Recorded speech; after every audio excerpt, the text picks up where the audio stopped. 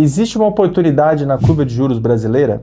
O vídeo de hoje é sobre a recompra de títulos públicos feita pelo Tesouro Nacional nos últimos dias. Eu estou me referindo à segunda, terça e quarta-feira. Estou gravando esse vídeo no dia 18 de março e isso foi noticiado nos principais veículos econômicos e chamou a atenção do mercado. Inclusive, muitos fundos multimercados que estavam comprados em títulos pré-fixados tiveram uma queda na cota. Então, se você for investidor de fundo multimercado ou tiver fundos de renda fixa, vale a pena acompanhar esse vídeo. Mas antes de começar, não deixe de me acompanhar em todas as redes, @RafaelAbismusa.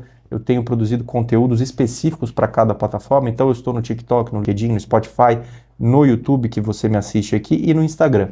Além disso, não deixe de se inscrever no canal, porque eu tenho muitas pessoas que assistem aos vídeos, mas não se inscrevem no canal. E também não deixe de marcar o sininho, porque dessa maneira você recebe todos os vídeos, todas as notificações. E lembrando, nós subimos vídeos diariamente para você. Então, vamos ao vídeo de hoje sobre a recompra de títulos por parte do Tesouro Nacional. O que aconteceu? Primeiramente, vamos contextualizar. Vínhamos num cenário em que o mercado já começava a precificar cortes de juros a partir de março.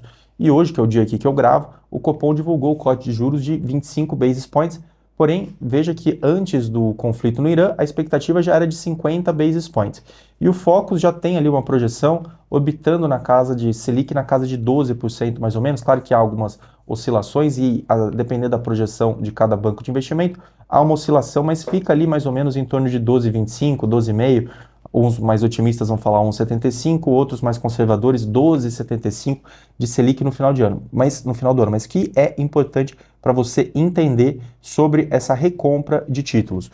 O Tesouro Nacional, até quarta-feira, com base nos dados da manhã, recomprou aproximadamente 49 bilhões de reais nos vértices principais, os vértices de referência e os vértices de liquidez, e as compras dos títulos foram de LTNs, NTNFs e NTNBs. Então, vamos lá, vamos explicar. As LTNs são os títulos pré-fixados, as NTNFs também são pré-fixados que pagam cupom, e a NTNB são os títulos que têm uma indexação à inflação e pagam, além disso, uma taxa pré-fixada. Então, esses foram os títulos comprados pelo Tesouro Nacional com como uma reação ao que aconteceu com a curva de juros brasileira, que simplesmente subiu como um todo em todos os vértices intermediários, vértices longos. Claro que esses foram os vértices mais objeto de atenção por parte do Tesouro. Então, os vértices intermediários, aqui eu me refiro a 5 anos, 3 anos, e os vértices longos, aí já são vértices já de 10 anos,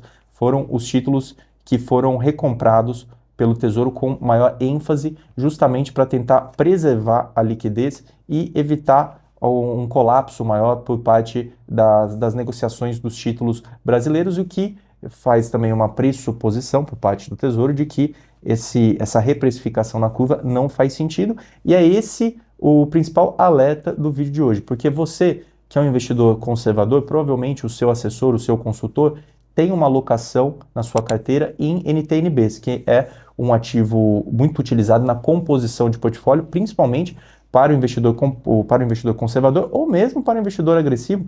Normalmente há uma composição de portfólio com títulos atrelados à inflação, e são títulos, o Brasil historicamente nesses últimos anos tem emitido para o investidor pessoa física na plataforma do Tesouro Direto, mas mesmo no mercado secundário, para o investidor que consegue já acessar o mercado secundário, tem uma negociação com títulos com taxas muito gordas, muito atrativas. Então, hoje nós temos uma NTNB pagando 7,70, 7,80 em alguns casos, mais inflação. E muitos investidores foram compondo a sua carteira ao longo desses últimos anos e pegaram taxas de 5 e pouco, 6 e pouco, até chegar a 7% mais IPCA.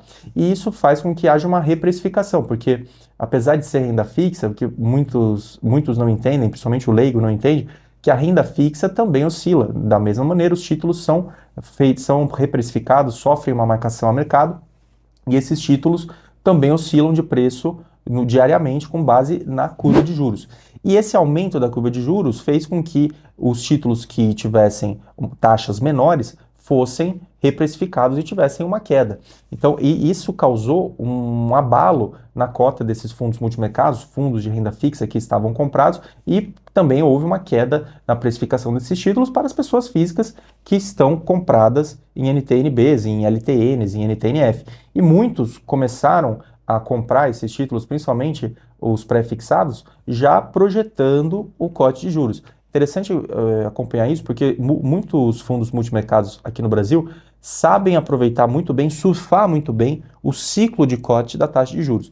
Eu me lembro que quando o Temer assumiu e houve o corte gradual por parte do Ilan Goldfein no Banco Central, muitos multimercados tiveram performance sensacional e essa performance, na verdade, decorria da compra de títulos pré-fixados. Eles foram surfando os cortes progressivos nas taxas de juros e é bem provável que isso ocorra novamente na conjuntura atual, embora esse evento geopolítico tenha causado uma incerteza tremenda, por isso que os bancos centrais essa semana já estão falando que fica muito difícil prever corte de juros, porque causa uma incerteza muito grande, não se sabe qual é o impacto sobre o petróleo, como é que o dólar se comporta perante outras moedas, até o momento ele tem se valorizado, e aqui no Brasil a particularidade qual é? Embora haja uma propensão a ter aumento de arrecadação fiscal por parte do governo com relação à tributação do petróleo, de outro lado nós temos um choque inflacionário que pode advir da alta de combustíveis e da alta do dólar em relação ao real, que traz impactos na inflação, traz impactos no IPCA,